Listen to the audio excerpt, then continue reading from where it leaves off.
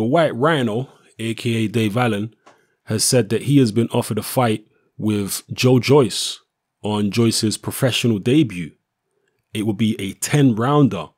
For those of you who are not familiar with Joyce, who is also known by the alias the Iron Giant, he is the 2016 GB Olympic super heavyweight silver medalist. He's a very big man, as the Iron Giant moniker would suggest, and he regularly spars with Anthony Joshua and many other top professionals.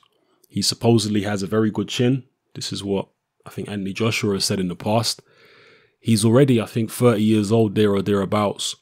So turning professional and picking somebody like Dave Allen for his debut opponent in a 10-rounder shouldn't be that shocking, really, because of the fact that Joyce is a vastly experienced international amateur. And because of his age, turning professional, they're going to have to fast track him. So I guess that's the intention with trying to pick somebody like Dave Allen. Dave Allen says he'll think about it. He hasn't yet made up his mind about whether he wants to fight Joyce. He has actually sparred Joyce himself. And he said that if he sparred as well as he fought in the ring, he'd be very confident fighting a Joyce. But he doesn't yet spar as well as he doesn't yet fight as well as he spars. But if he was fighting as well as he sparred, he'd be confident. So interesting. Dave Allen has had several losses, as we know, including to people like Dillian Whyte.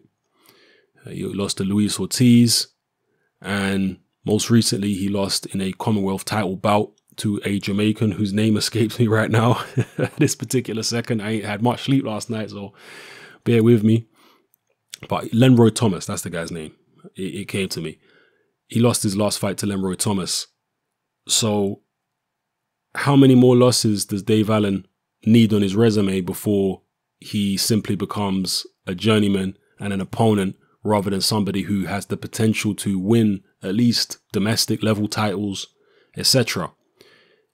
That's why I think there's some trepidation here, some hesitation from Dave Allen. If this was the Dave Allen who went in the ring against Luis Ortiz or Dillian Whyte, I'm sure he would have taken this opportunity with both hands. But because he's had several losses, he's thinking, you know what? I need to think about me and my own career rather than just being used as a stepping stone for other fighters to build their careers upon. And I guess that's fair enough. You can't accuse Dave Allen of being a coward or anything like that. Look at the level of opposition he's been in with, and he's inexperienced. He had very few amateur fights and whatnot. He's just looking out for his pocket at the end of the day, and also not only his pocket, but because he would make a certain amount of money fighting a Joyce, but he's looking out also for his own personal achievement.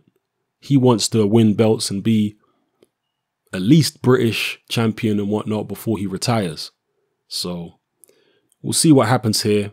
Dave Allen versus Joyce. I mean, it depends what kind of money they're offering him. I don't know who Joyce is going to sign with. If he signs with Eddie Hearn, that's a possibility. They might offer Allen money that he can't refuse. You know, make him an offer he can't refuse. So we'll see, man. What do you guys think about this particular story? Do you think Dave Allen should take the fight? How do you think it would go? And how do you think Joyce is going to do in the professional ranks? As I say, he's already 30. He might even be older than 30 by now. But he's in his early 30s at least. Stylistically, Joyce has an unusual style because he looks very novice-y, even though he's very experienced as an amateur. But he just looks novice-y. The way he throws his punches, the way he holds his guard up, just looks very, very novice-y. But he's powerful. He has a great engine. That's one thing that his coaches and the amateurs say, that he has a great engine, a great work ethic. He takes a good shot, physically strong, can punch. But he's just a bit crude. He's a bit slow and a bit crude and seems easy to hit. Whenever I think of Joyce, rather than the Olympic silver medal winning performance that he put up against Tony Yoka of France, and many people believe Joyce won that fight. Not me, but many other people do. When I think of Joyce, I don't necessarily think of that fight. I think of his fight against Alexander Usyk. And he got absolutely obliterated by Usyk in that fight. He got battered. That's what springs to mind when I think of Joe Joyce. Somebody who's very tough, yes, but he's a big, slow guy with a poor defense. So turning professional, I'm not sure at 30 years of age how much they can really change him.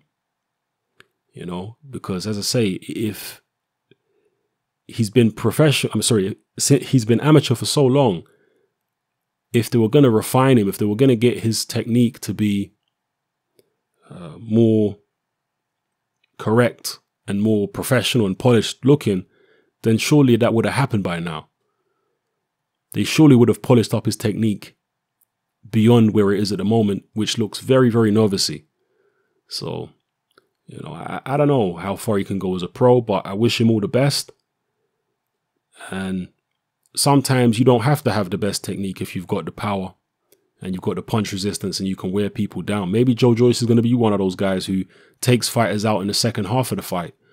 You know, a big man with a great chin and a good engine can still be dangerous against the more athletically gifted, skilled, sharper fighters, if he can get them into the second half and take what they have. So, yeah, let me know what you think of this in the comment section below.